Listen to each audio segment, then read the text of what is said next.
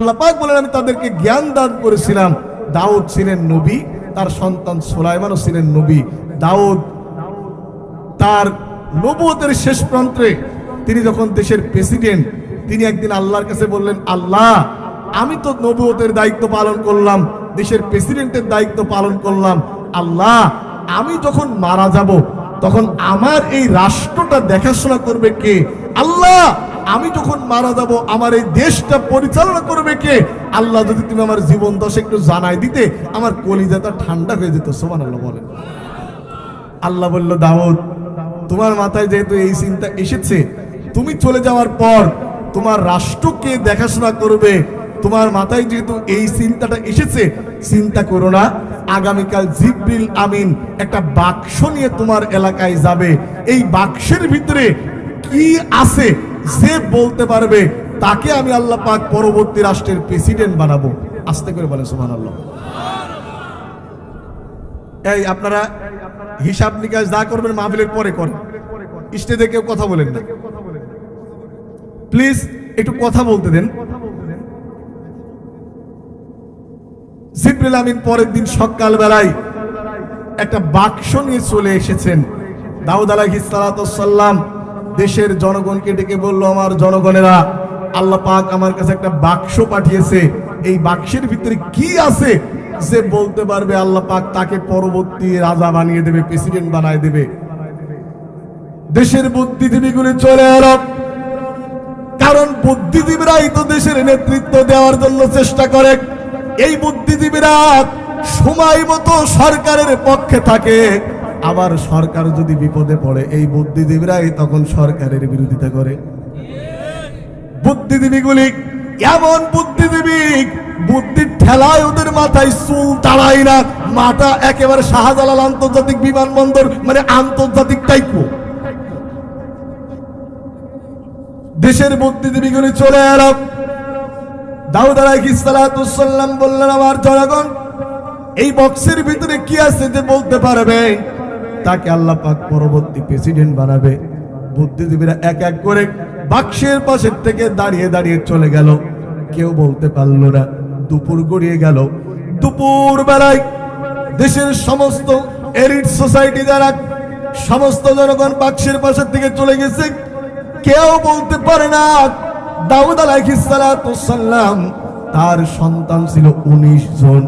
জোরে বলেন কতজন? এনজিওর আমাদের ট্যাবলেট দিচ্ছে, দুটি সন্তানের বেশি নয়, একটা হলে ভালো হয়, কদিন পরে বলবে ছাতা না হলে ভালো হয়।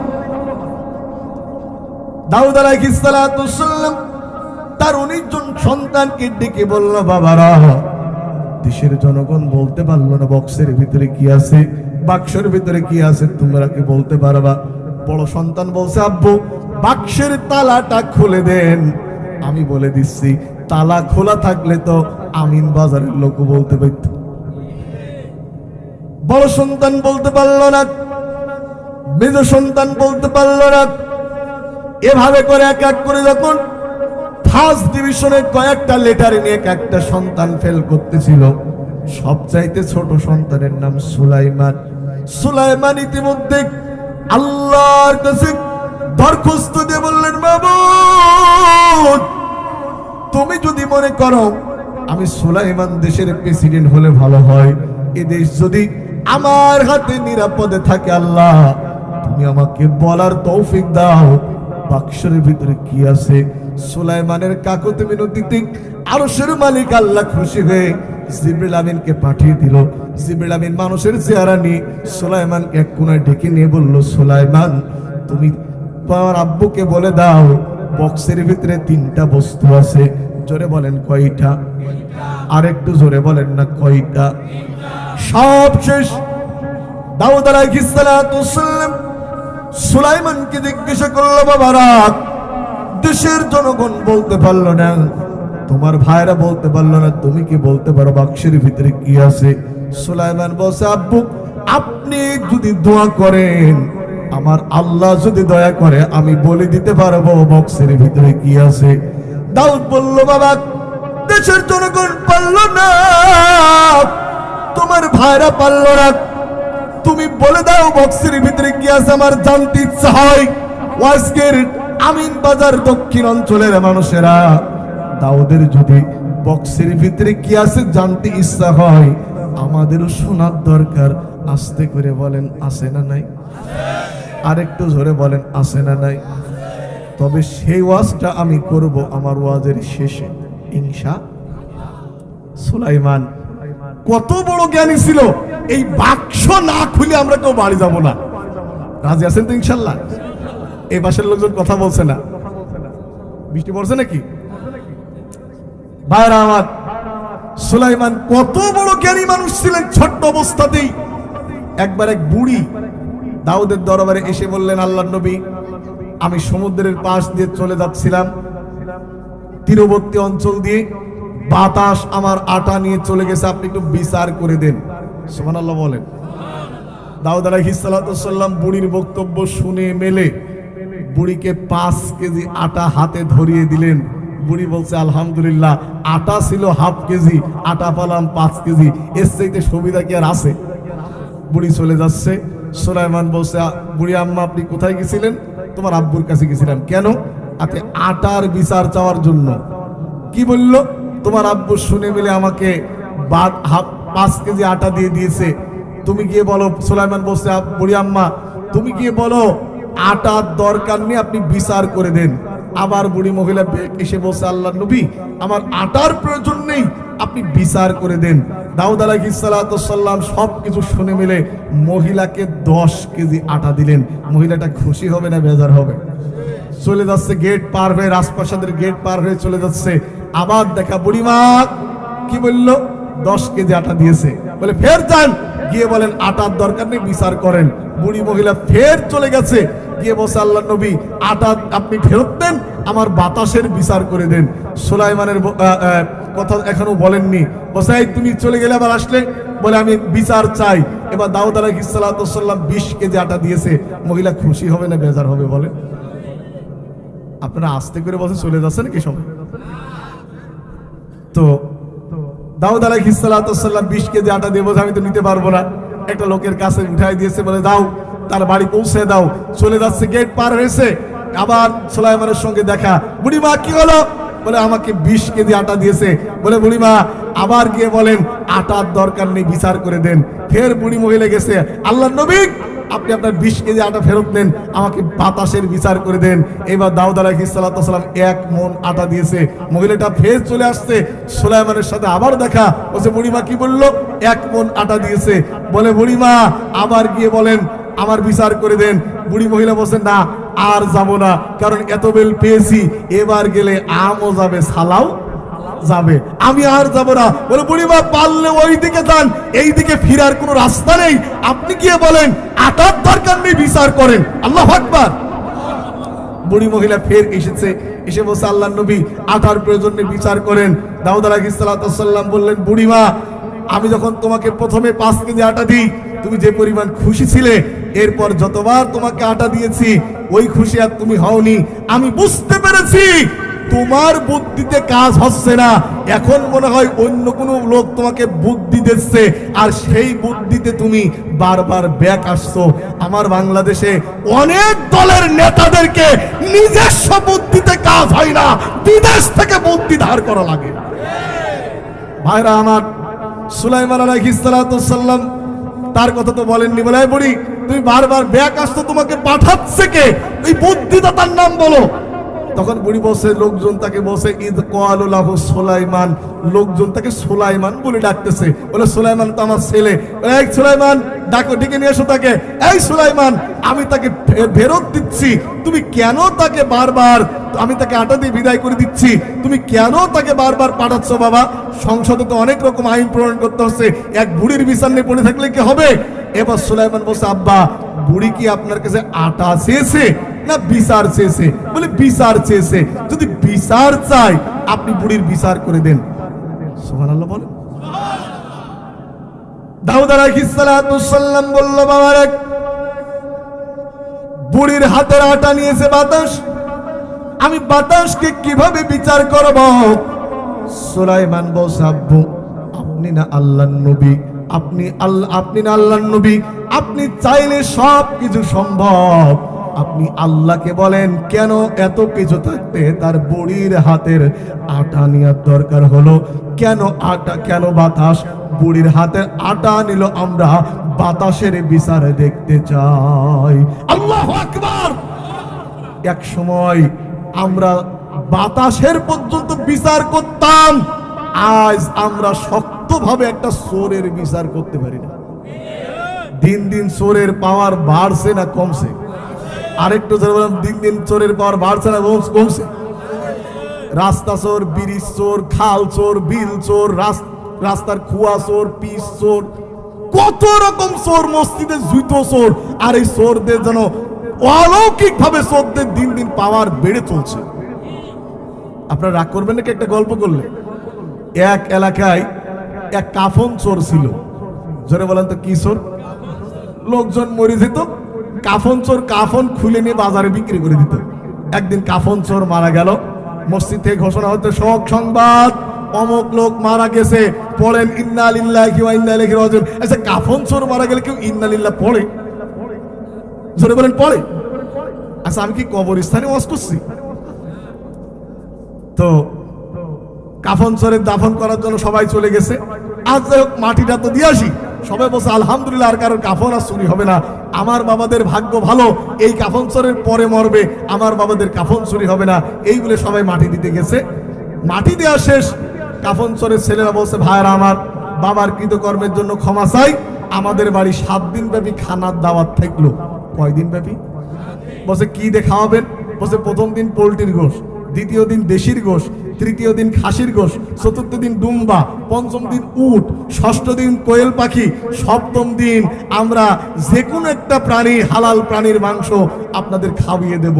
লোকজন বলছে বাবা, এত কিছু খাওয়াবেন? এখন গ্রামের সব মানুষ তো একদিনই বাড়ি থাকে না। কি বলে, থাকে নাকি? আজকেও খুঁজে দেখেন এই গ্রামে অনেকগুলি লোক, হয়তো কেউ ঢাকাতে আছে, কেউ বাইরে আছে, কেউ চিটাগংয়ে আছে, আবার কেউ এলাকাতেই নেই, অন্য কোনো কাজে রয়েছে। চতুর্থ দিনের দিন সবাই লাইন ধরে খানা খাতে যাচ্ছে। বলেন তো কার বাড়ি? একটু জোরে বলেন কার বাড়ি? কাফন চোরের বাড়ি। এখন কিছু কিছু লোক ওই দিন আবার গ্রামে প্রবেশ করছে, বলে এই পাগলের দল, তোরা লাইন ধরে কোথায় চললি? বলে কাফন চোরের বাড়িতে খানা খাতে যাচ্ছি। এই কথা শুনে ফেলেছে কাফন চোরের মেজে ছেলে। কোন ছেলে? দ্বিতীয়টা। তোমার বলছে যে ভাই খানা বন্ধ করো, মিয়া ভাই খানা বন্ধ করো। কেন? এত টাকা খরচ করে খাওয়াচ্ছি, এখন সে চোর নাম গেল না। বলে আর 3 দিন চলুক। 3 দিন চলে যাওয়ার পর খানা শেষ হয়ে গেল। 3 ছেলে মিলে মিটিং এ বসে গেল। কাফন চোর মারার 9তম দিনের দিন। বলছে ভাই, বাপ করেছে অকাম, আমরা যদি করি সুকাম, হবে না বাবার বদনাম। বাপ যদি বদনাম, বাপের যদি সুনাম করতে হয়, বাপ যে কাজ করেছে এই কাজ আমাদের ডিজিটাল পদ্ধতিতে করতে হবে। কি পদ্ধতিতে? বলে সেটা আবার কি? বলে শোনো, আমরাও কাফন চুরি করবো এরপর থেকে। তবে বাপ তো শুধু কাফন চুরি করতো, লাশের কোনো ক্ষয়ক্ষতি হতো না। আমরা কাফনও চুরি করব, লাশটাকে গাছের সাথে পেরেক মেরে মেরে রেখে আসবো, উলঙ্গ করে থো আসবো। কাফন চোর মারা 14 দিন পর গ্রামে একটা মানুষ মারা গেল। সবাই মাটি দেশার বসির কপাল ভালো, অন্তত ইর আর কাফন চুরি হবে না। আমার ভাইরা, সেই লোকটা মারা যাওয়ার পর তার ছেলেরা 4 দিনের দিন কবর জিয়ারত করতে গিয়ে দেখে কবর খোলা, কবরে কোনো লাশ নেই। এই লাশ গেল কই, লাশ গেল কই? সবাই যখন লাশ খোঁজাই ব্যস্ত, ওই পাশ থেকে একটা ছেলে প্রাইভেট পড়ে বাড়ি আসতে বলছে পাগলের দল, কি খুঁজতেছো তোমরা? বলে লাশ খুঁজতেছি। বলে লাশ যদি খুঁজতে চাও আমিন বাজারের দক্ষিণ অঞ্চলে ওই বট গাছের কাছে যাও। বট গাছের কাছে সবাই যে দেখছে লাশ আছে ঠিকই, লাশের পা হাত পায়ে পেরেক মেরে গাছের সঙ্গে পোতা, আর লাশের কোনো কাফনের কাপড় নেই পরনে। সবাই দাড়ি চুল কাটছে আর বলছে আগের চোরটাই ভালো ছিল। ও তো কাফন নিত, কিন্তু লাশ উলঙ্গ করে গাছে টাঙাইতো না। বর্তমানে বিশ্বে এমন সব কারবার শুরু হয়ে গেছে, চারিদিকে এমন সব কারবার চলছে, মানুষেরা অতিষ্ঠ হয়ে বলছে আগের চোরগুলি ভালো ছিল। আমাদেরকে এই বিষয়ে সাবধান থাকতে হবে। অন্তত কোন লোক যেন ওই ফ্যাসিস্টদেরকে ভালো না বলতে পারে। এই জন্য সরকারি দল, বিরোধী দল সবাইকে খেয়াল রাখতে হবে যেন কেউ ফ্যাসিস্টদের ভালো বলতে না পারে। যার যার জায়গা থেকে সেই সেই চোরদের মাথা টিপ মেরে বসিয়ে দিতে হবে। কারণ সোনার বাংলা গড়তে হলে এখনই আমাদেরকে সবাইকেই দায়িত্ব পালন করতে হবে। কি বলেন, ঠিক কিনা? ভাইরা আমার, আপনাকে বিরক্ত হচ্ছেন? একটু জিকির করেন লা ইলাহা, জি আরো জোরে লা ইলাহা ইল্লাল্লাহ, লা ইলাহা ইল্লাল্লাহ মুহাম্মাদুর রাসূলুল্লাহ।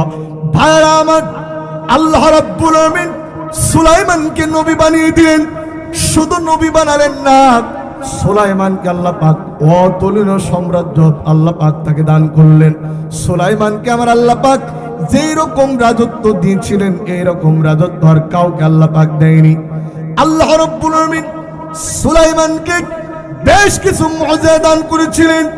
তিনি তক্তার উপরে বসতেন।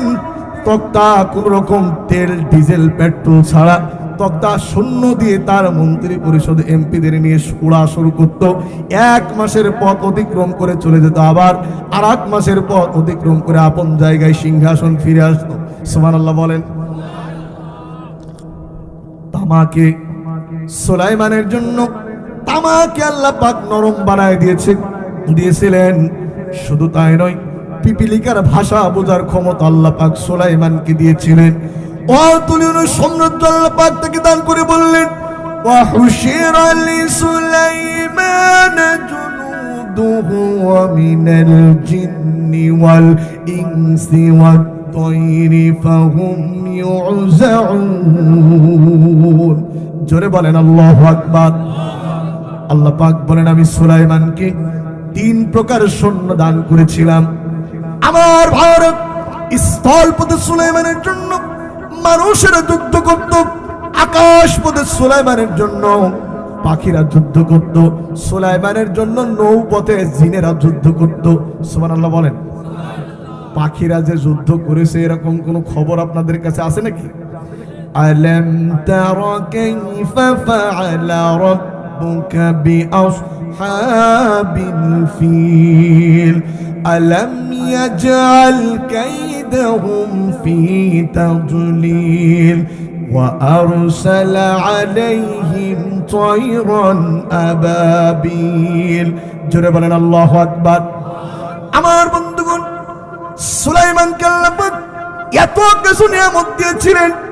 সুলাইমানের গোয়েন্দা বিভাগের প্রধান, আমাদের দেশে যেমন গোয়েন্দা আছে, সুলাইমানেরও কিন্তু গোয়েন্দা বিভাগ ছিল। সেই গোয়েন্দা বিভাগের হেড ছিল একজন পাখি, নাম হুদহুদ। জোরে বলেন, নামটা কি? সুলাইমান গুরুত্বপূর্ণ ব্যাপারে হুদহুদের সঙ্গে পরামর্শ করতেন। আমাদের দেশে যেমন গুরুত্বপূর্ণ কিছু দিবস আছে, 26শে মার্চ, 21শে ফেব্রুয়ারি, 16ই ডিসেম্বর যেমন আমাদের গুরুত্বপূর্ণ দিবস, সুলাইমান ঠিক এইরকম তার রাষ্ট্রের একটা গুরুত্বপূর্ণ দিবসে বসে সবাইকে নিয়ে মিটিং করতেছেন। সুলাইমান মিটিং করতে গিয়ে দেখে সবাই মিটিং এ উপস্থিত। ওই মিটিং এ সুলাইমানের গোয়েন্দা বিভাগের হেড নাম হুদহুদ উপস্থিত নেই। কে উপস্থিত নেই? এ বাচ্চাদের থামান, না হলে কিন্তু কথা বলা যাবে না। একটু মহব্বতের জিকির করে লাগ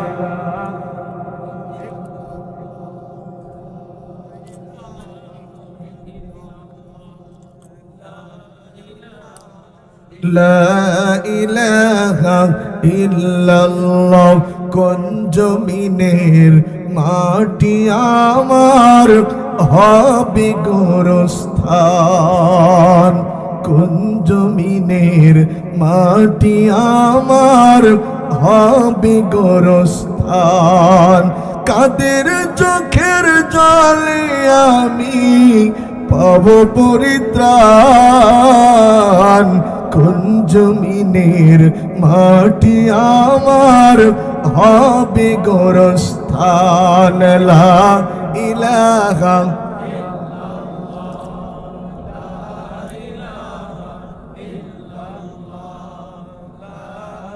লা ইলাহা লা ইলাহা।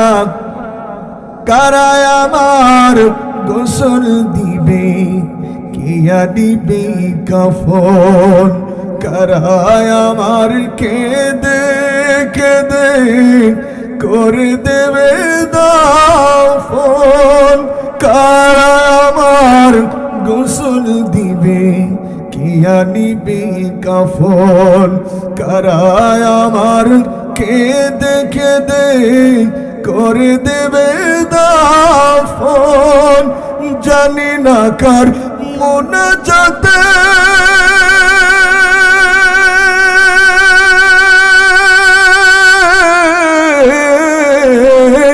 জানি না কার মোনাজাতে খোদার রহম পাবো, কোন জমিনের মাটি আমার হবে গোরস্থান।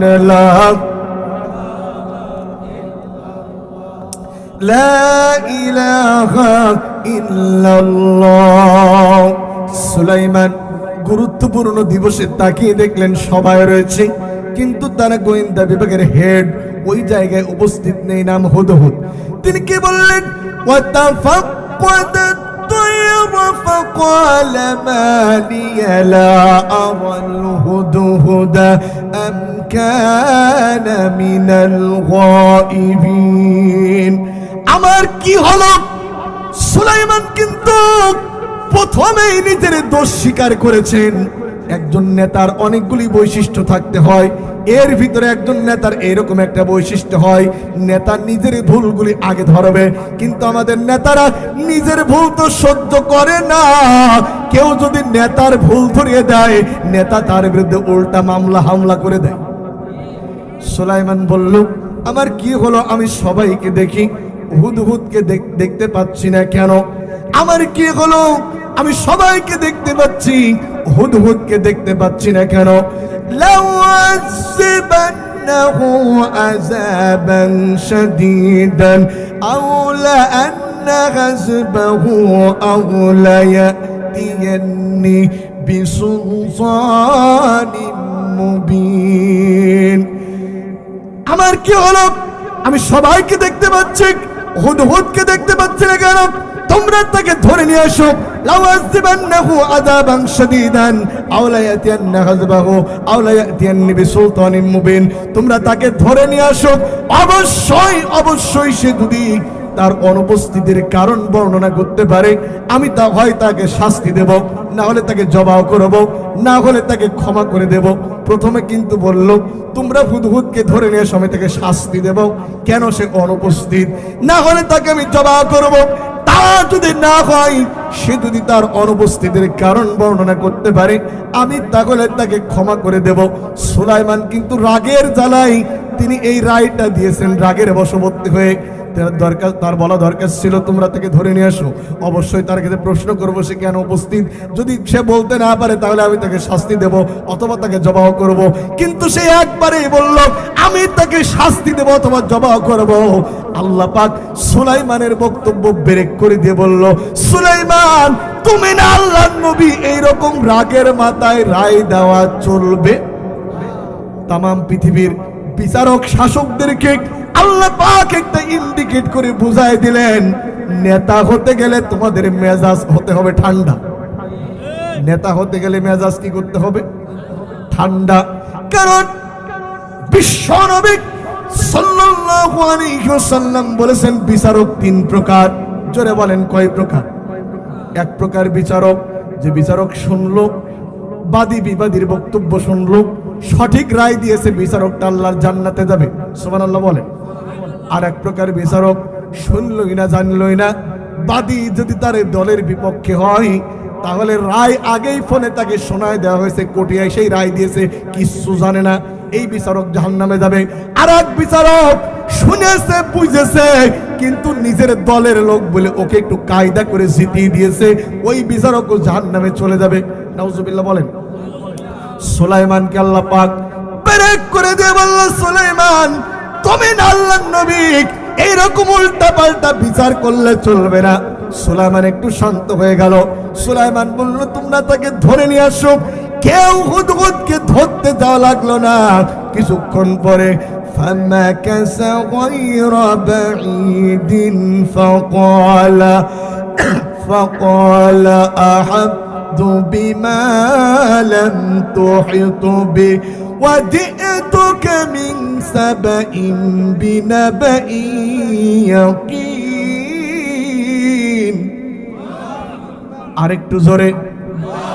আরেকটু জোরে বলেন। কিছুক্ষণ পরে হুদহুদ পাখি উঠতে উঠতে হুদহুদ পাখি কিছুক্ষণ পরে উঠতে সুলাইমানের হাতের উপরে বসে গেল। সুলাইমানের হাতের উপরে হুদহুদ পাখি বসে যাওয়ার পর সুলাইমানকে বলছেন, নবী সুলাইমান, আমি যা জানি তুমি তা জানো না। বলেন তো সব কিছু জানে কে? জোর হলো না? গায়েবের খবর যিনি জানে তিনি কে? কিন্তু আজকাল আমাদের দেশে অনেক জোয়াটালা, অনেক গোপলা, ওরা আন্দাজেই গায়েবের খবর কয়ে দেয়। ওদেরকে আমরা আবার বড় পিশাব মনে করি। ওরা বলে আমার পীর, আন্দাজেই গায়েবের খবর বলে দেয়। নাউজুবিল্লাহ বলেন। গায়েবের খবর জানে কে? কুল্লা ইয়ালামু মান ফিস সামাওয়াতি ওয়াল আরদিল গায়বা ইল্লাল্লাহ। নবী আপনি বলুন, গায়েবের খবর একমাত্র যিনি জানেন, জোরে বলেন তিনি কে? আলিমুল গায়বি ওয়াশ শাহাদাতি হুয়ার রাহমানুর রহিম। গায়েবের খবর যিনি জানে, এক আঙ্গুল আকাশের দিকে উঁচু করে বলেন তিনি কে? কিন্তু আজকাল আমরা সোয়াটলার কাছে গায়েবের খবর শুনতে যাই।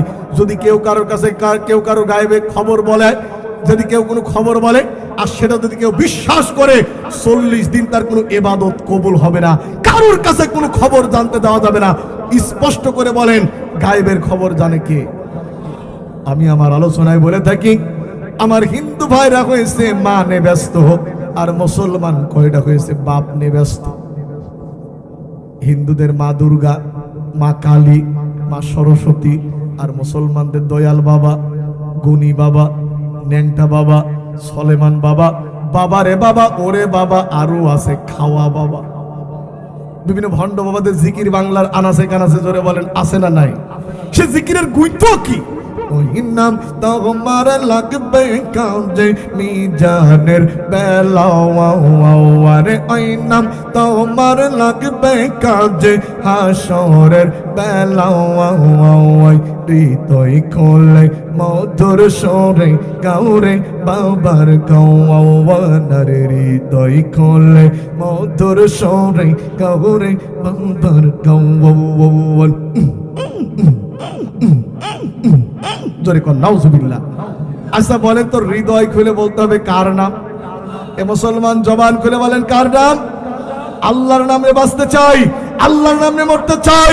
যদি প্রয়োজন হয় আল্লাহর নামকে ধারণ করতে গিয়ে, আল্লাহর নামের মর্যাদা রক্ষা করতে গিয়ে, আল্লাহর নামের জন্য বুকের তাজা রক্ত দিতে হবে। কারা কারা প্রস্তুত আছেন হাত তুলে আল্লাহকে দেখান। নারায়ে তাকবীর। আল্লাহ আমাদের কবুল করুন, জোরে বলেন আমিন। নবী সুলাইমানকে হুদহুদ পাখি বলছে, আপনারা চলে যাচ্ছেন না তো? জি জি, ও আপনারা সবাই আছেন তো? আলোচনা চলবে না দোয়া করে দেবো একটু? ভাইরা আমার, হুদহুদ পাখি বলছেন, নবী সুলাইমান, আমি যা জানি তুমি তা জানো না। সুবহানাল্লাহ বলেন। হুদহুদ পাখি কি জানে এবার সুলাইমানের কাছে বলছে। فَمَكَثَ غَيْرَ بَعِيدٍ فَقَالَ أَحَطتُ بِمَا لَمْ تُحِطْ بِهِ وَجِئْتُكَ مِنْ سَبَإٍ بِنَبَإٍ يَقِينٍ।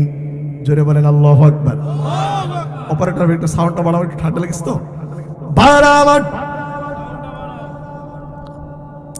হুদহুদ পাখি বলছে, নবী সুলাইমান, আমি যা জানি তুমি তা জানো না। আমি এখানে ছিলাম না, আমি ছিলাম সাবা দেশে। তাফসীরের ভিতরে এসেছে সুলাইমানের রাজ দরবার থেকে সাবার দূরত্ব 1500 মাইল। জোরে বলেন কত মাইল? 1500 মাইল দূর থেকে হুদহুদ পাখি এসে বলছে নবী সুলাইমান নাই। ওই দেশ ঘুরে ঘুরে আরেকটা জিনিস আমার নজরে পড়লো, তা হচ্ছে ওই দেশের নেতৃত্ব দিচ্ছে একজন নারী। নেতৃত্ব দিচ্ছে কে? আমাদের সমাজ আজকাল নারী নেত্রীর হার দিন দিন বাড়ছে না কমছে? পুরুষ মহিলা একই অফিসে চাকরি করে, পুরুষ কয়টা হচ্ছে সস, আর মেয়ে মানুষ কয়টা হচ্ছে অফিসের বস। ভাইয়েরা আমার, হুদহুদ পাখি বলছে নবী সুলাইমান আমি ওই দেশ ঘুরে ঘুরে দেখলাম ওই দেশের নেতৃত্ব দিচ্ছে একজন নারী। বিশাল বড় একটা সিংহাসন আমার আল্লাহ পাক ওদেরকে দান করেছে। আর একটা জিনিস দেখলাম, ওয়াজাদতুহা ওয়া কওমাহা ইয়াসজুদুনা লিশ-শামসি মিন দুনিল্লাহ ওয়া যায়্যানা লাহুমুশ-শাইতানু আ'মালাহুম ইলা আখিরিল আয়া। আমি ওই দেশ ঘুরে ঘুরে দেখলাম ওই দেশের প্রজা এবং রাজা এবং প্রজা ওরা মিলেমিশে একাকার হয়ে আল্লাহকে বাদ দিয়ে ওরা সূর্যকে সেজদা দিচ্ছে। জোরে বলেন নাউজুবিল্লাহ। বলেন তো সূর্যকে সেজদা দেওয়া হারাম? সূর্যকে সেজদা দেওয়া কি? শিরিক, হারাম। চন্দ্রকে সেজদা দেওয়া কি? হারাম। ঠিক অনুরূপ ভাবে চন্দ্র সূর্যকে সেজদা দেওয়া যেমন হারাম, দেশি পীর হোক আর বিদেশি পীর হোক, আন্তর্জাতিক পীর হোক আর খুচরো পীর হোক, কোন পীরের পায়ের উপরে সেজদা হয়ে পড়া ওই রকম হারাম। বিশ্বনবী জঙ্গলি এলাকা দিয়ে চলে যাচ্ছিলেন, কয়েকজন সাহাবী বিশ্বনবীর সাথে ছিলেন।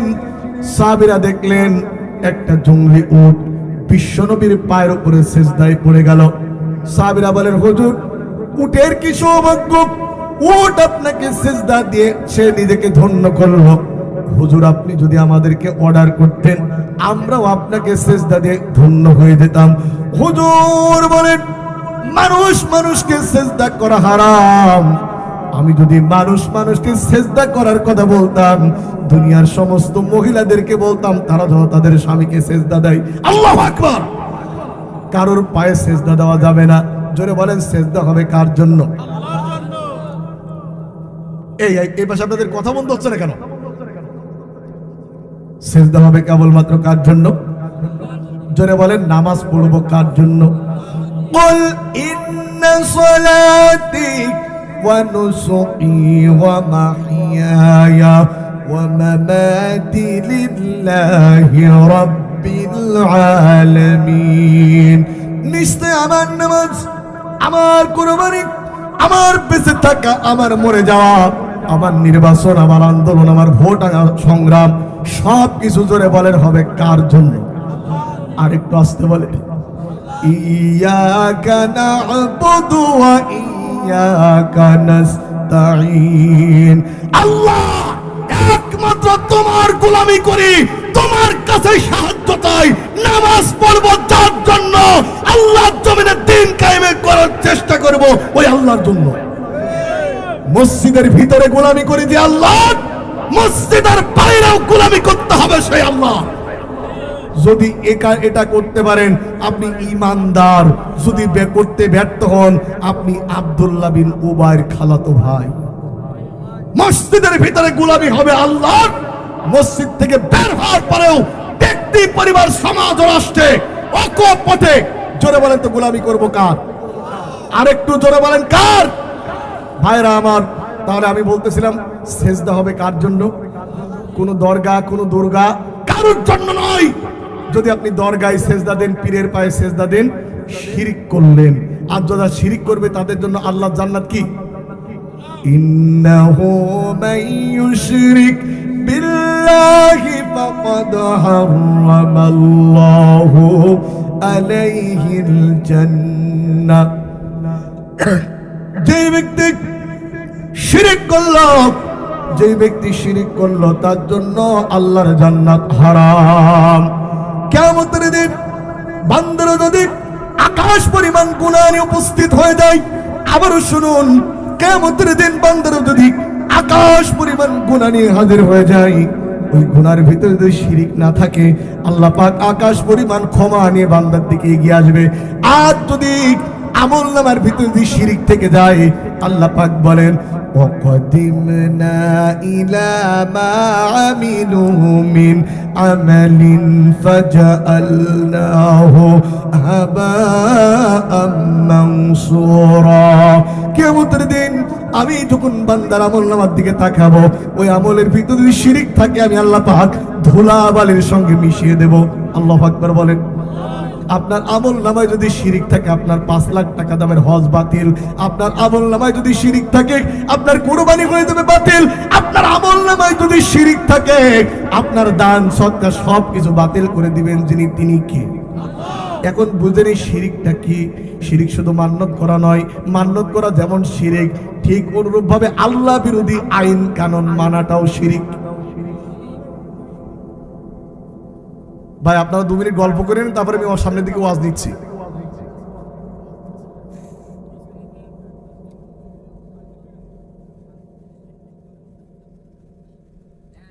এখন তো ঠিক আছে ভাইরা আমার, আপনারা কি বিরক্ত হচ্ছেন? তাহলে শিরিক করা যাবে না। সুলাইমান কাছে হুদহুদ বলল, নবী সুলাইমান, আমি দেখলাম রানী এবং তার প্রজারা আল্লাহ পাককে বাদ দিয়ে সূর্যকে সেজদা করছে, শয়তান এই কাজগুলিকে তাদের কাছে প্রশোভিত করে দিয়েছে।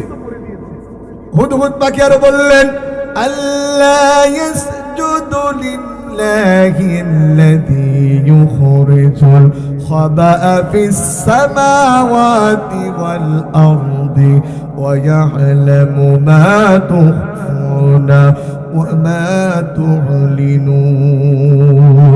জোরে বলেন আল্লাহু আকবার। হুদহুদ পাখি বলছে, নবী সুলাইমান, আল্লাহ ইয়াসজুদু লিল্লাহিল্লাযী ইউখরিজুল খাবা'a ফিস সামাওয়াতি ওয়াল আরদ, অথচ জমিন এবং আসমান যিনি তৈরি করেছেন, একটু আওয়াজ দিয়ে বলেন তিনি কে? এই জমিন থেকে যিনি ফল ফসল উৎপাদন করে দেন, রিজিক দেন, তিনি কে? আমাদের সকলের রিজিক দেয় কে? ওয়ামা মিন দাব্বাতিন ফিল আরদি ইল্লা আলাল্লাহি রিজকুহা। এই পৃথিবীর ভিতরে এমন কোন বিচরণশীল জীবী নাই যেই জীবের রিস্কের দায়িত্ব আল্লাহ বলেন আমি আমার নিজ হাতে উঠাই নেই নাই। জোরে বলেন আল্লাহু আকবার। হুদহুদ পাখি সুন্দর করে কথা বলছেন, আর হুদহুদ পাখি কৌশলে একটা টাচ দিয়ে গেলেন, নবী সুলাইমান, তোমরা যা কিছু প্রকাশ করো, যা কিছু গোপন করো, তা জানে কে? কোন কায়দায় কিভাবে কিটা কার সঙ্গে চুক্তি করে কি করেছে কেউ টের পায় না, একজন যিনি জানে, জোরে বলেন তিনি কি? এবার হুদহুদ পাখি কালেমা পড়তেছে, সুবহানাল্লাহ কোন?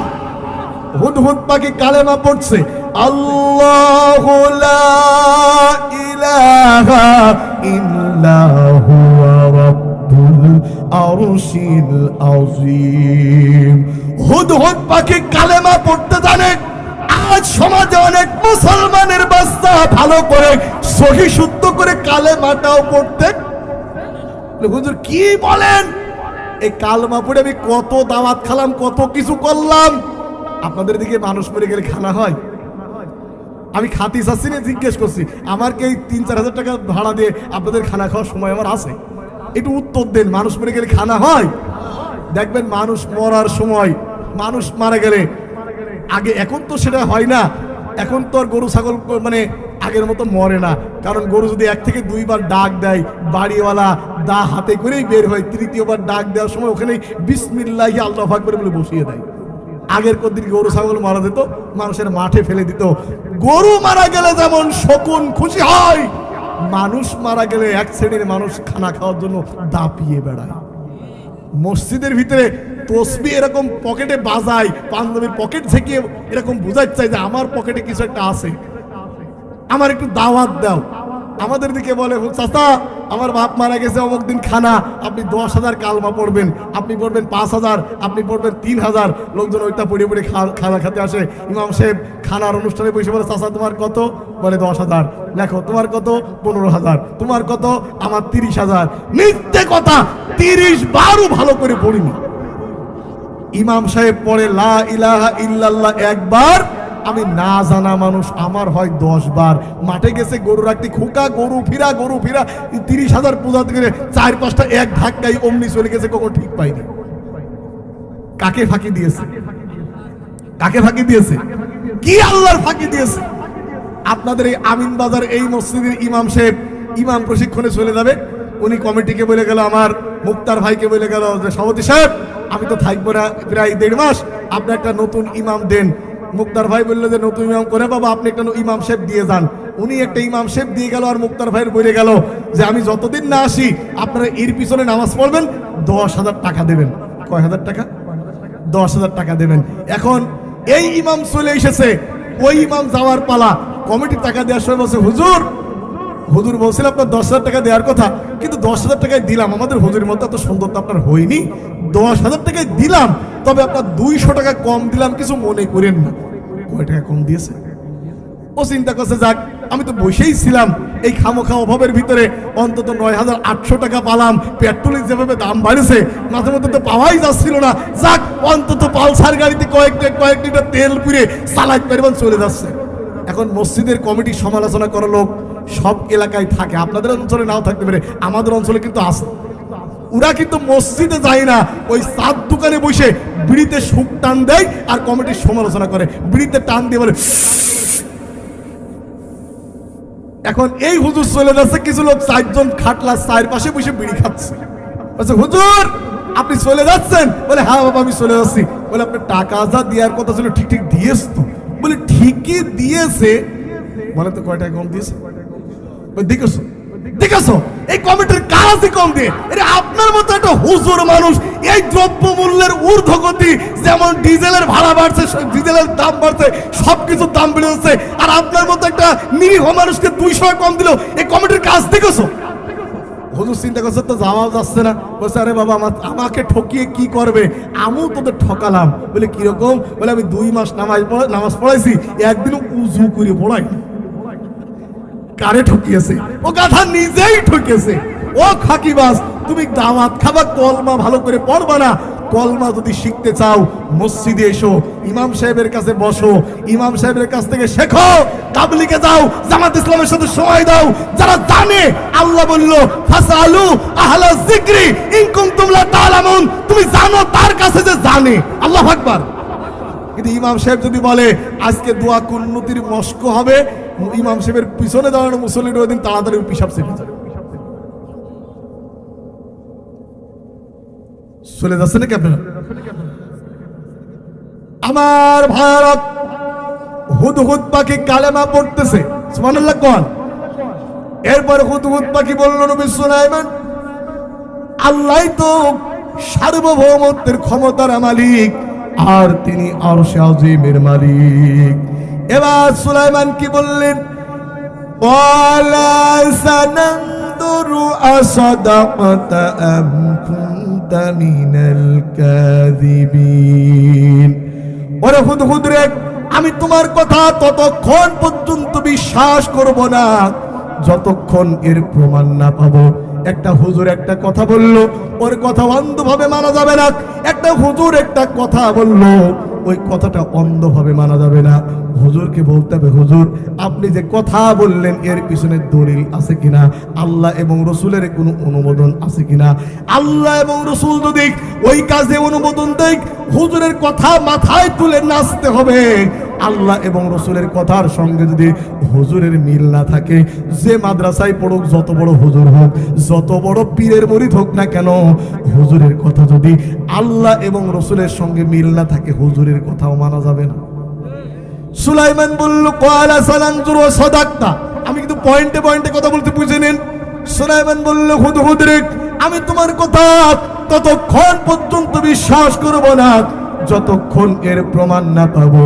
ইযহাব বিকিতাবি হাযা ফাআলকিহি ইলাইহিম সুম্মা তাওয়াল্লা আনহুম ফানজুর মাযা ইয়ারজিউন। জোরে বলেন আল্লাহু আকবার। আমার ভারত সুলাইমান আলাইহিস সালাতু সাল্লাম বললেন আমি একটা চিঠি লিখে দিচ্ছি, এই চিঠিটা নিয়ে তুমি রানী বিলকিসের দরবারে চলে যাও, সাবা দেশে চলে যাও। সুলাইমান একটা চিঠি লিখে দিলেন হুদহুদের কাছে। উত্তর আপনার আমার মতো হাত নেই।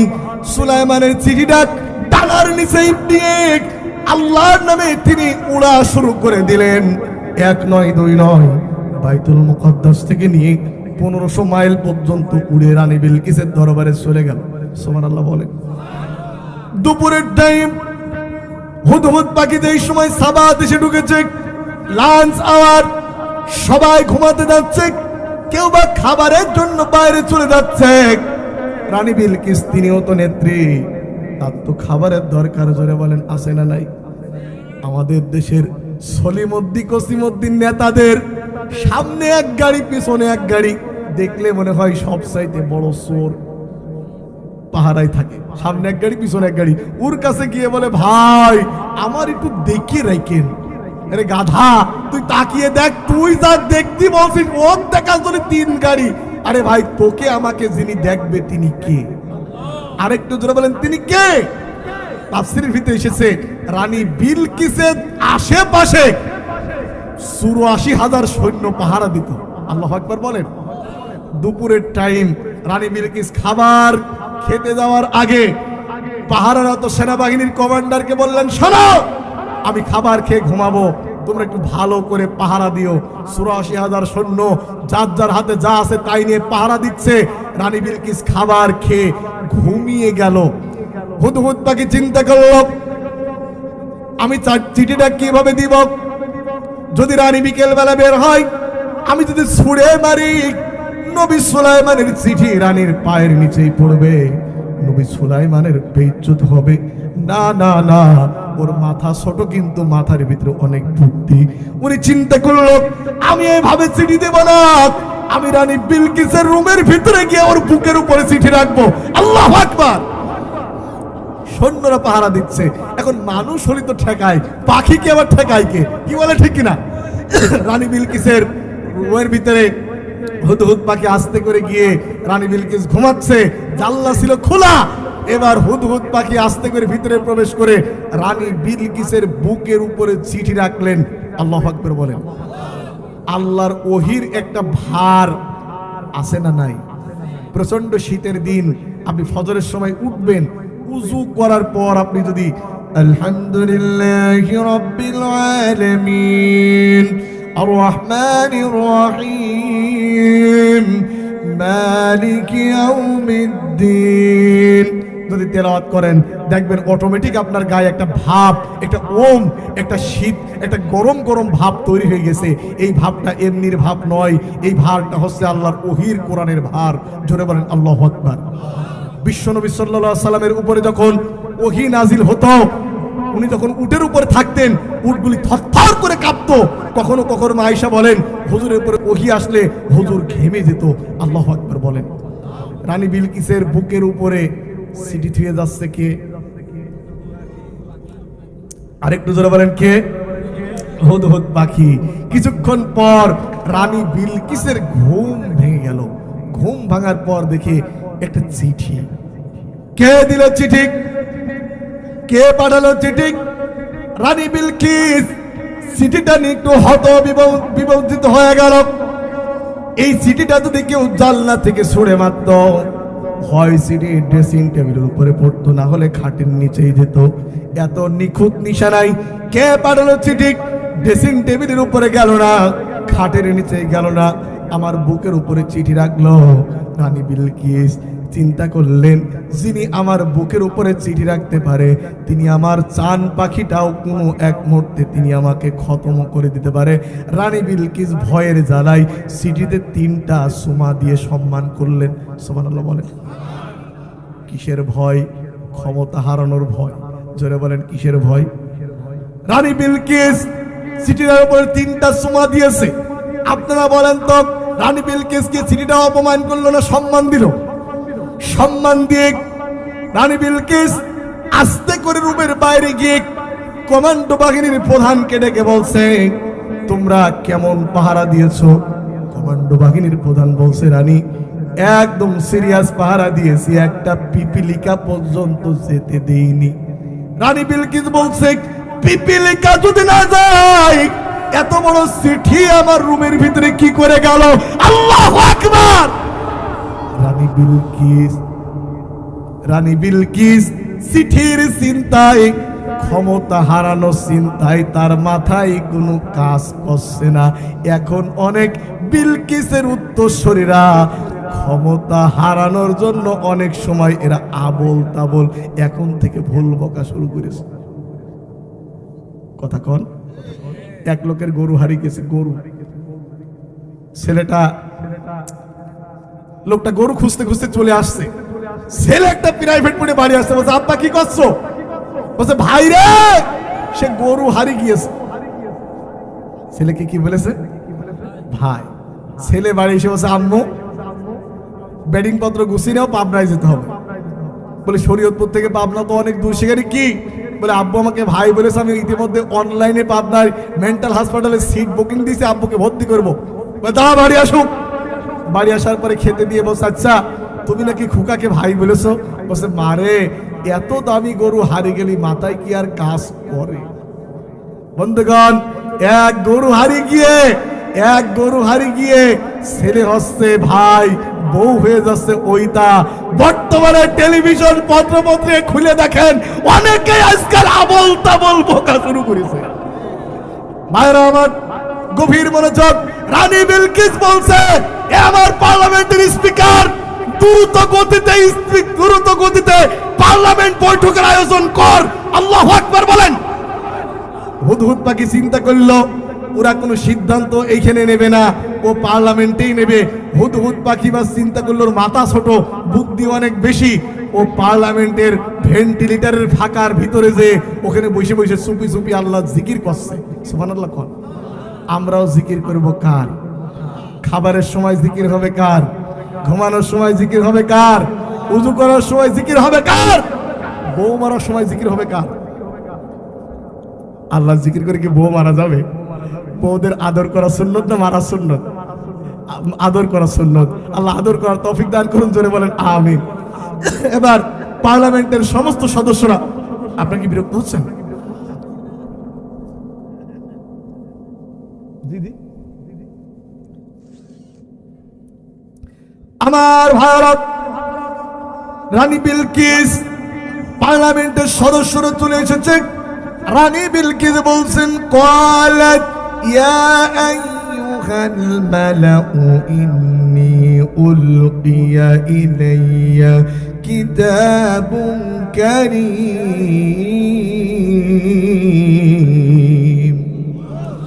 ও আমার পার্লামেন্টের সদস্যরা, আমার কাছে সম্মানিত একটা চিঠি এসেছে। পার্লামেন্টের নেতৃবৃন্দ বলল নেত্রী কোন দেশের চিঠি? কে পাঠালো এই চিঠিটা? কে দিল আপনার কাছে চিঠি? এবার রানী বিলকিস বলছে দেশের নাম লেখা নাই, নেতার নাম লেখা নাই। কেন এই চিঠি? কে পাঠালো চিঠি? রানী বিলকিস বলেন এই চিঠিতে কি লেখা আছে? রানী বিলকিস বলছে বেশি কিছু লেখা নেই। রানী বিলকিস বলছে বেশি কিছু লেখা নেই। ইন্নাহু মিন সুলাইমানা ওয়া ইন্নাহু বিসমিল্লাহির রহমানির রহিম আল্লা তা'আলু আলাইয়া ওয়া'তুনি মুসলিমিন। জোরে বলেন আল্লাহু আকবার। এই চিঠির ভিতরে বেশি কিছু লেখা নেই। এই চিঠির শুরুতে রয়েছে ইন্নাহু মিন সুলাইমান। এই চিঠি এসেছে সুলাইমানের পক্ষ থেকে। ওয়া ইন্নাহু বিসমিল্লাহ। এই চিঠির শুরুতে রয়েছে বিসমিল্লাহ। আল্লাহু আকবার।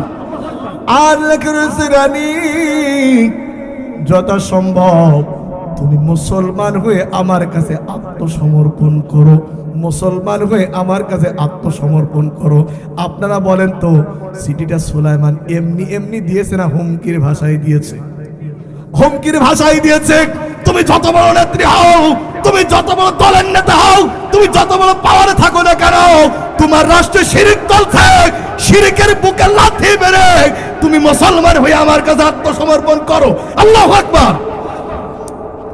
এইবার রানী বিলকিস বলছে ইয়া আইয়ুহাল মালাউ আফতুনি ফি আমরি মা কুনতু কাতিআতান আমরান হাত্তা তাশহাদুন।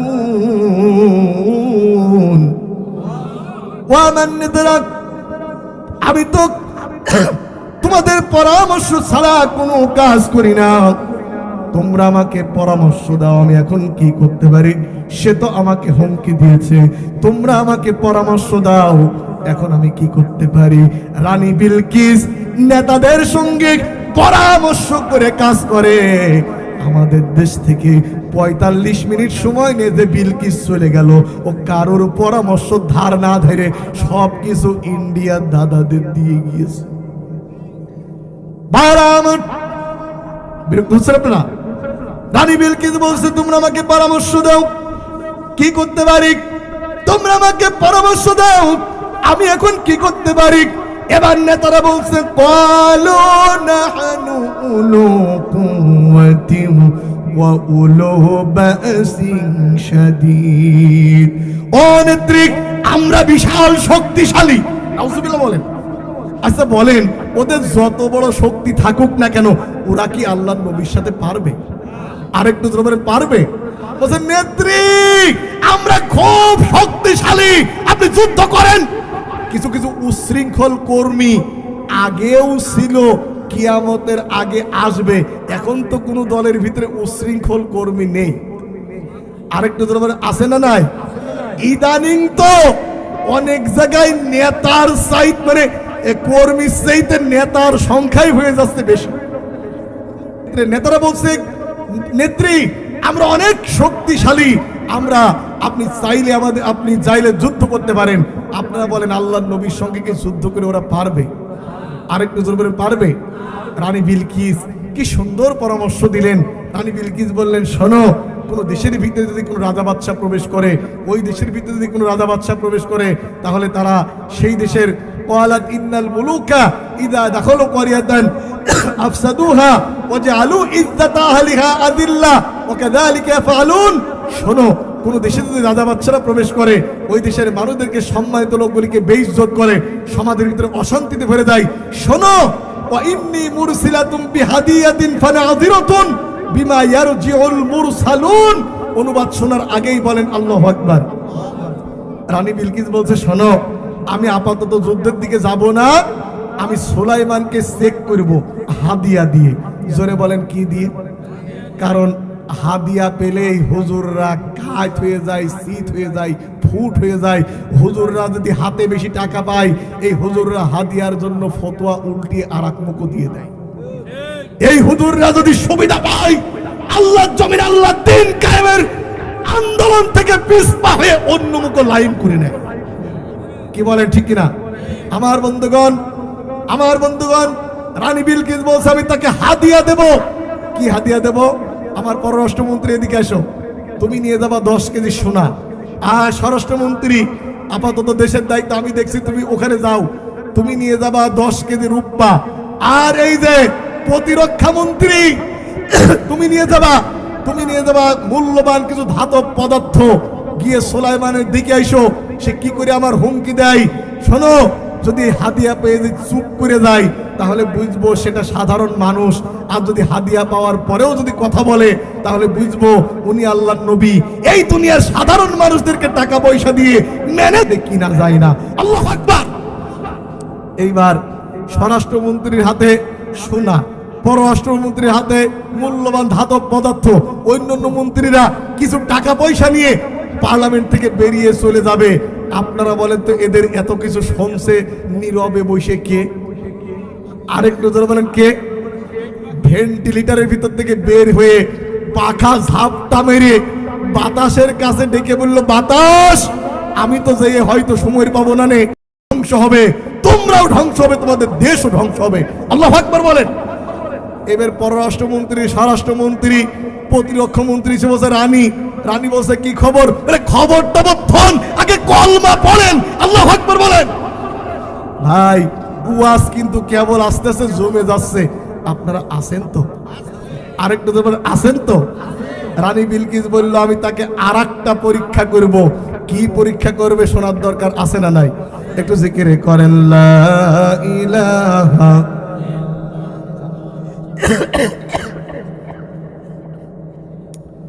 আর জোরে লা ইলাহা সুবহানাল্লাহ আলহামদুলিল্লাহ লা ইলাহা ইল্লাল্লাহু মুহাম্মাদুর রাসূলুল্লাহ। শুধু ওয়াজি শুনতে হবে না, আমাদের নামাজও পড়ার দরকার আছে। কয় ওয়াক্ত? জোর হলো না, আরো জোরে সবাই বলেন। অনেকে বলে নামাজ আমি না পড়লে কি হবে, আমার ঈমান ঠিক আছে। এরকম বলা লোক তো এই অঞ্চলে নেই। তোমার ঈমান এখন আমি মাইপু। বলে হুজুর আপনি কি ফেল করা দাড়িপাল্লা নিয়ে আসছেন নাকি? না, আমি দাড়িপাল্লাই মাইপু না, তোমার ঈমান মাইপু আমি হাদিস দিয়ে। কি দিয়ে? আল্লাহর নবী বলেন লা দিনা লিমান লা সালাতা লাহু, যার কাছে নামাজ নাই ওর কাছে দিন নাই, ঈমান নাই। নবী বলেন বাইনাল আবদি ওয়া বাইনাল কুফরি তারকুস সালাত, কাফের আর মুমিন চিনা যায় নামাজে। নবী বলেন মান তারাকা সালাতান মুতাআম্মিদান ফাকাদ কাফারা, ইচ্ছা করে যে ব্যক্তি নামাজ ছেড়ে দিল হাদিস অনুযায়ী কাফের হয়ে গেল। নাউজুবিল্লাহ বলেন। অমিয়াত আপনার নাম ভোটার তালিকায় মুসলমান থাকতে পারে, জন্ম নিবন্ধনের খাতায় মুসলমান থাকতে পারে, ৬২ রিপোর্টসে আপনি মুসলমান থাকতে পারেন। আপনি যদি ৫ ওয়াক্ত নামাজ যদি আদায় না করেন, আপনি আর হরি বাবুর ভিতরে কোনো পার্থক্য নাই। নামাজ পড়তে হবে কয় ওয়াক্ত? সবাই পড়বো তো ইনশাআল্লাহ। উত্তরমা উহিয়া ইলাইকা মিনাল কিতাবি ওয়া আকিমিস সালাহ ইন্নাস সালাতা তানহা আনিল ফাহশাই ওয়াল মুনকার। হে নবী, এই কিতাব তেলাওয়াত করো যা তোমার প্রতি অবতীর্ণ করা হয়েছে। এই কিতাব তেলাওয়াত করো আর নামাজকে আদায় করো। নিঃসন্দেহে নামাজ মানুষদেরকে অন্যায় খারাপ কাজ থেকে বাঁচায়া দেয়। কিন্তু অনেকে আছে নামাজও পড়ে শুধু সুবহানাল্লাহ ৪৯ কোটি, আলহামদুলিল্লাহ ৩৭ লাখ, সুদের উপরে টাকা আছে ৫৮ লাখ। টাকার গরমে উনি হয়েছে মসজিদের সভাপতি। কিসের গরমে? টাকার একটা গরম আছে না? যেমন টাকার একটা গরম আছে না? এবার শুনুন সুদের গুনাহ। আল্লাহ পাক বলেন ফাইল্লাম তাফআলু ফাযানু বিহারবিন মিনাল্লাহি ওয়া রাসূলিহি, যদি তোমরা সুদ না ছেড়ে দাও আল্লাহ এবং রাসূলের সঙ্গে যুদ্ধ করার প্রস্তুতি নাও। নাউজুবিল্লাহ বলেন। সুদের ভিতরে ৭০টা গুনাহ। ১ নাম্বার গুনাহ আল্লাহ এবং রাসূলের ভিতরে যুদ্ধ করা। ২ একদম শেষ গুনাহ, ছোট গুনাহ, নিজের মার সঙ্গে স্বামী স্ত্রীর মতো মিলামিশা করা। আর একটু ঘৃণার সাথে বলেন নাউজুবিল্লাহ। ভাইরা আমার, আর একটা বর্ণনা এসেছে, ১ টাকা যে সুদ খায় ৩৬ বার জেনার গুনাহ তার আমলনামায় লেখা হয়। এবার বলেন ১,০০০ টাকা যে সুদ খেয়েছে কয় হাজার জেনার গুনাহ তার আমলনামায় হয়েছে? ৩৬,০০০। যে ব্যক্তি ১ লাখ টাকা সুদ খেয়েছে ৩৬ লক্ষ জেনার গুনাহ তার আমলনামায় হয়েছে। একটা বেশ্যা তার সারাটা জীবনেও এত পাপ এভাবে করে না যত পাপ এই সুদখোর করেছে। একটা বেশ্যা যদি তার ছেলে এবং তার মেয়ের বিয়েতে আপনাদের দাওয়াত দেয় যে ভাই আমার ছেলের বিয়ে, আমার মেয়ের বিয়ে, আপনাদের জানেন যে ওইটা বেশ্যা, আপনারা কি যাবেন? আপনারা বলেন সি থু আস্তাগফিরুল্লাহ, বেশ্যা তার ছেলের বিয়েতে আমাদের দাওয়াত দিচ্ছে, সি থু। বেশ্যা দাওয়াত দিলে আপনারা সি সি থু থু বলে সরিয়ে দেন। আর বড় সুদখোর মসজিদে গেলে আপনারা বলেন মিয়া ভাই সামনের কতরে যাও, মিয়া ভাই সামনের কতরে যাও। আপনারা কি বিরক্ত হচ্ছেন? সুদ খাওয়া যাবে না। জোরে বলেন সুদ খাওয়া যাবে? সুদ হারাম। জোরে বলেন সুদ কি? এরপরে আমার মেম্বার সাহেবের আরেকটু কথা বলেই আমি আমার মূল আলোচনা গুছিয়ে ফেলছি। মেম্বার সাহেব বলেন হুজুর একটু পিতা মাতার ওয়াজ করবেন। রাসূল বলেছে হুমা জান্নাতু কাওয়া নারুক, পিতা মাতা তোমাদের জন্য বেহেশত, পিতা মাতা তোমাদের জন্য দোজখ। যদি কোনো ব্যক্তি, যদি কোনো সন্তান পিতা মাতার সন্তুষ্ট করে একটা রাত কাটায় দেয়, ওই সন্তানের জন্য আল্লাহ জান্নাতের 2টা দরজা খোলা হয়ে যায়। যদি কোনো সন্তান পিতামাতার সঙ্গে ঝগড়া করে একটা রাত কাটায় দেয়, ওই সন্তানের জন্য জাহান্নামের 2টা দরজা ওপেন করে দেওয়া হয়। ভাইরা আমার, রাসূলের কাছে প্রশ্ন করা হলো, ইয়া রাসূলুল্লাহ, খেদমত করব কার? হুজুর বলেন তোমার মায়ের, তারপরে কার? তোমার মায়ের, তারপরে কার? তোমার মায়ের, তারপরে কার? তোমার পিতার। নবী বলেছেন 3 জনের দোয়া অবশ্যই কবুল হয়ে যায়। মুসাফির যদি দোয়া করে দোয়া কবুল হয়, মাসলুম যদি দোয়া করে দোয়া কবুল হয়, আর মা বাপ যদি সন্তানের জন্য দোয়া করে 100% দোয়া কবুল হয়ে যায়। জোরে বলেন না আল্লাহু আকবার। ভাইরা আমার, আমি আমার টাইম মতো ওয়াজ আমি নিয়ে যেতে পারছি না। আমাদের সামনে ওয়াজ আমি বলেছিলাম বুড়ির আটার বিচার রয়েছে, আর ওই বাক্সের ভিতরে রয়েছে 3টা বস্তু। আপনাদের একটা বেছে নিতে হবে, আর একটা হয়তো যদি আল্লাহ আমাকে বাঁচায় রাখে আগামী বছর, কারণ টাইম দিয়েছেন আপনারা 12টা। আপনারা কোনটা শুনবেন, বুড়ির আটার বিচার নাকি বাক্সর ভিতরে কি আছে ওইটা? কোনটা? বাক্সের ভিতরে কি আছে এটাই শুনবো। আর বুড়ির আটার বিচার কি হলো, যদি আমি বেঁচে থাকি আগামী বছর। ভাইজান, আমার এই কথা কি আপনাদের খারাপ লেগেছে? ভাইজান, আপনাকে মনে মনে কেউ বদ্ধ করছেন না তো? ভাইরা আমার, বুড়ি এই বাক্সের ভিতরে কি আছে লক্ষ্য করুন। জিবরিল আমিন একটা বাক্স নিয়ে দাউদের কাছে বলেছিলেন, আল্লাহর নবী, এই বাক্সের ভিতরে যা আছে সে বলতে পারবে সেই পরবর্তী নেতা হবে। মনে আছে সে কথা? দাউদ আলাইহিস সালাম বলল, বাবা সুলাইমান, কেউ বলতে পারলো না, তুমি কি বলতে পারবে বাবা বাক্সের ভিতরে কি আছে? সুলাইমান বলছে, আব্বু, আপনি যদি দোয়া করেন, আল্লাহ যদি দোয়া করে, আমি বলে দিব। বলে, বাবা বক্সের ভিতরে কি আছে? দেশের সব লোক উপস্থিত, সবাই উপস্থিত। সুলাইমান বলছে, আব্বু, বাক্সের ভিতরে 3টা বস্তু আছে। জোরে বলেন কয়টা? 1 নম্বরে এর ভিতরে একটা আছে আংটি। জোরে বলেন কি আছে? আংটি। এই আংটি কি হবে? সুলাইমান বলল, আব্বু, এই আংটি যে হাতে পরিধান করবে, মানব দানব সব তার অনুগত হয়ে যাবে। সুবহানাল্লাহ বলেন। 2 নম্বরে এই বাক্সের ভিতরে রয়েছে একটা চাবুক। চাবুকটা কি হবে বাবা? চাবুকটা এই দরকার, আমাদের রাষ্ট্রের ভিতরে যদি কেউ নাশকতা করে, আমাদের রাষ্ট্রের ভিতরে যদি কেউ বিশৃঙ্খলা করে, আমাদের রাষ্ট্রের ভিতরে যদি কেউ কোনো নীল নকশা বাস্তবায়ন করার চেষ্টা করে, চাবুক রাজদরবার থেকে গিয়ে তাকে আইসা রকম পিটিয়ে আবার আমাদের রাজদরবারে ফেরত আসবে। আল্লাহু আকবার বলেন। ওই চাবুক একটা বাংলাদেশে থাকার দরকার ছিল। কি বলেন, ঠিক কিনা? ওই চাবুক একটা বাংলাদেশে থাকার দরকার ছিল। ভাইরা আমার, 3 নম্বরে বাক্সের ভিতরে রয়েছে একটা কিতাব। এই কিতাব কি হবে বাবা? দাউদ প্রশ্ন করছে, বাবা কিতাব কি হবে? কিতাব দিয়ে এই রাষ্ট্রটা পরিচালিত হবে। সুবহানাল্লাহ বলেন। আপনারা বলেন তো, জমিন কার? আইন চলবে কার? আল্লাহ একটা কিতাব দিয়েছে, সেই কিতাবের নাম কি? আলা লাহুল খলক ওয়াল আম। আল্লাহ পাক বলে, জেনে রাখো, সৃষ্টি যার, হুকুম মানবে তার। ইনিল হুকমু ইল্লা লিল্লাহ। বন্ধুগণ, বাংলাদেশে একটা সম্প্রদায় আছে, নাম কাদিয়ানি সম্প্রদায়। তাদের অপরাধ বেশি না, তারা কোরআনের 4টা অক্ষর অস্বীকার করেছে। কয়টা অক্ষর? মা কানা মুহাম্মাদুন আবা আহাদিম মির রিজালিকুম ওয়ালাকিন রাসূলুল্লাহি ওয়া খাতামুন নাবিয়্যিন। কাদিয়ানীরা অনেক কিছুই করে, তারা নামাজও পড়ে, আযানও দেয়, কিন্তু তারা আমাদের নবী মুহাম্মদকে শেষ নবী মানে না। কাদিয়ানীরা শেষ নবী মুহাম্মদকে না মানার কারণে নামাজ রোজা সব কিছুই করছে, মুখে দাড়িও আছে, জুব্বাও পরে, কিন্তু দেশের সব হক্কানি উলামা একরাম একবারে ফতোয়া দিয়েছে কাদিয়ানীরা কাফের। কোরআনের 4 অক্ষর অস্বীকার করার কারণে। কয় অক্ষর অস্বীকার করার কারণে? 4 অক্ষর অস্বীকার করার কারণে যদি কাদিয়ানি কাফের হয়, আলা লাহুল খলক ওয়াল আমর, জেনে রাখো, সৃষ্টি যার, হুকুম মানবে সেই আল্লাহর। এই আয়াতের ভিতরে অক্ষর আছে 12টা। কাদিয়ানারা যদি 4 অক্ষর অস্বীকার করে কাফের হয়, 12টা অক্ষর অস্বীকার করার পরেও একজন মানুষ কি করে মুসলমান থাকতে পারে তা আমার বুঝি আসে না। ভাইরা আমার, আল্লাহ আমাদের সবাইকে দ্বীনের জন্য কবুল করুন। জোরে বলেন আমিন। আরেকটু জোরে বলেন আমিন। প্রত্যেকে নামাজ পড়বেন, মৃত্যুর জন্য প্রস্তুতি নেবেন। আল্লাহ আমাদের সবাইকে দ্বীনের জন্য কবুল করুন। একটা আমলের কথা বলছিলাম, একটা আমল করলে জান্নাতুল ফেরদাউসের মেহমান হওয়া যাবে। ওইটা থুয়ে দিই। জি,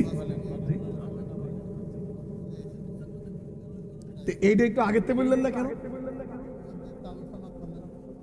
আচ্ছা, ঠিক আছে, এটা তো বলবেন, এটা আগেতে বলবেন, তাহলে আমি সেটা দেখতাম। যা হোক, আপনার কি বিরক্ত? আমি তো আমার আলোচনা সব গুছিয়ে ফেলেছি, একটু বলতে হলে একটু আগে থেকে বললে একটু পয়েন্ট হাতে রেখে কিছু কথা বলতে হয়। যাই হোক, তারপরে তাদের একটা আবেদন আমার কাছে এসেছে। কিছু ভাইয়েরা লাস্টে এসেছেন, কিছু ভাইয়েরা লাস্টে এসেছেন। ও আল্লাহর প্রিয় বান্দারা, এই মুসাফির মানুষ, আপনাদের সকলের চোখের গুনাহ আছে, আমার কোনো চোখের কি নাই, গুনাহ নাই। ওই যে একটা আমল রয়েছে, একটা আমল করলে জান্নাতুল ফেরদাউসের মেহমান হয়ে যাবে, শর্ট আমল, ওইটা বলবো 5 মিনিট পরে। রাজি আছেন তো ইনশাল্লাহ? ভাইরা আমার, আপনাদের সকলের চোখের গুনাহ আছে, আমার কোনো চোখের কি নাই, গুনাহ নাই। আমি আপনাদেরকে দেখতে পাচ্ছি না। আল্লাহ আজকের মাহফিলে আমার আলোচনা যারা শুনলো, আল্লাহ কাল হাসরের ময়দানে তুমি এদের সাথে পরিচয় করাই দিও। আমি আমার মাকে দেখতে পারি না, আমার দুটি সন্তান আমাকে আব্বু বলে, তাদের চেহারাটা আমি আজ পর্যন্ত দেখতে পারিনি। আপনারা কে কিভাবে বসে আছেন দেখছি না। এই যে আমার মুক্তার ভাই আমাকে দেওয়ার পর 2 বার নিয়ে আসলেন, আমি তাকে দেখলাম না। আল্লাহ কাল হাসরের ময়দানে সবার সঙ্গে তুমি পরিচয় করে দিও। সবাই বলেন আমিন। আল্লাহর প্রিয় বান্দারা, আপনাদের সকলের চোখের গুনাহ আছে, চোখের গুনাহ নেই এমন কোনো ব্যক্তি অন্ধ ছাড়া এখানে কেউ নেই। আমি আছি, আমি সেই অন্ধ মানুষ, আপনার জন্য দোয়া করব। রাসূল সাল্লাল্লাহু আলাইহি ওয়াসাল্লাম বলেছেন, যার দুটি মূল্যবান সম্পদ আল্লাহ ছিনিয়ে নিয়েছে, অর্থাৎ চোখের দিকে তিনি ইন্ডিকেট করেছে, যার দুটি মূল্যবান সম্পদ ছিনিয়ে নেওয়া হয়েছে, আল্লাহ পাক তাকে জান্নাতের গ্যারান্টি দিয়েছে। সুবহানাল্লাহ বলেন।